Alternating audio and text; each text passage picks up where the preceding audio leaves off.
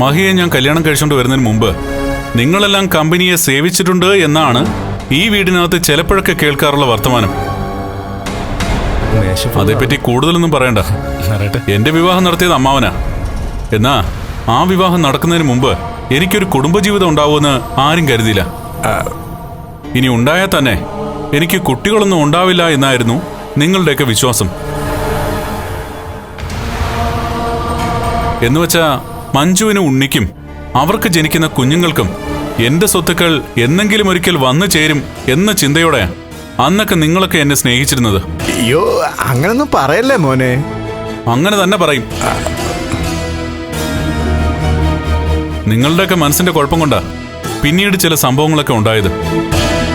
അതിലേറ്റവും പ്രധാനപ്പെട്ട സംഭവങ്ങളിൽ ഒന്നാണ് മഞ്ജുവും സാഗറും തമ്മിലുള്ള ഒത്തുചേരൽ.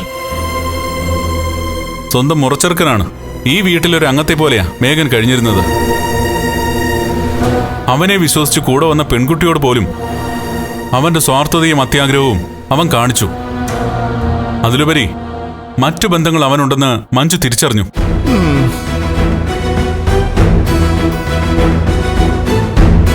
അതിനൊക്കെ ശേഷം നിങ്ങൾക്കൊക്കെ മനസ്സിലായി നിങ്ങളുടെ ആഗ്രഹങ്ങളൊന്നും നടക്കില്ലാന്ന്.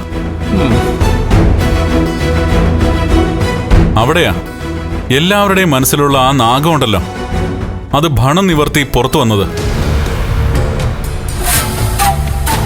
എനിക്കിനി നിന്നോട് തർക്കിക്കാനില്ല കണ്ണാ. ഞാനിപ്പോ ഒരു മാറ്റത്തിന്റെ പാതയിലാണെന്ന് പറഞ്ഞല്ലോ.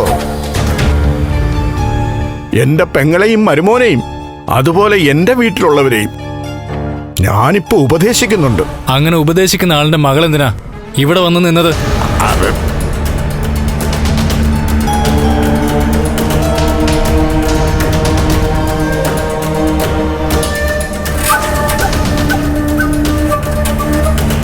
കണ്ണനും മഹിയും തമ്മിൽ അകന്നപ്പോ അവർക്കിടയിലേക്ക് അവളെ തള്ളിവിട്ടത് ആരാ?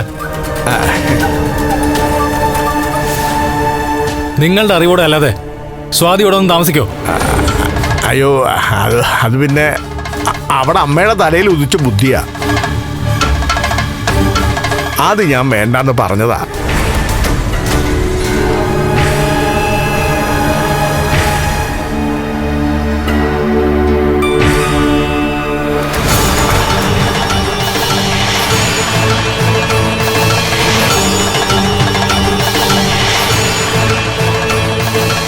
അമ്മായിയുടെ മാത്രമല്ല, ഇവന്റെയും ഇവന്റെ അമ്മയുടെയും തലയുദിച്ച ബുദ്ധിയായിരിക്കും അത്.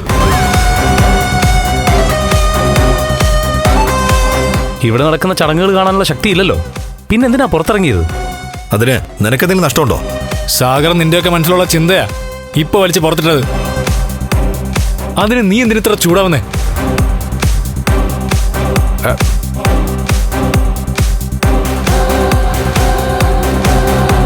കഴിഞ്ഞ കാലങ്ങളെപ്പറ്റി നമ്മുടെ അച്ഛൻ മരിച്ച ശേഷം അച്ഛന്റെ സ്ഥാനത്ത് നിന്ന അമ്മാവനോട് ഞാൻ പറയുകയായിരുന്നു, ഇവിടെ ഇങ്ങനെ 7-ാം മാസത്തെ ചടങ്ങ് എന്റെ ഭാര്യയുടെ നടക്കുമ്പോ നീ നിന്റെ ഭാര്യ അമ്മയൊക്കെയാടാ ഇവിടുത്തെ ഒരുക്കങ്ങളൊക്കെ ചെയ്യേണ്ടത്.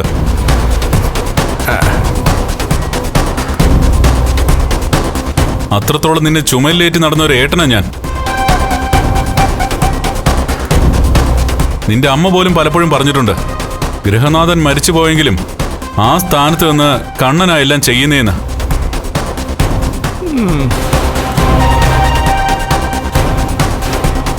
ആ, ദേ വരുന്നു. നിന്റെ അമ്മയോട് ചോദിക്കും.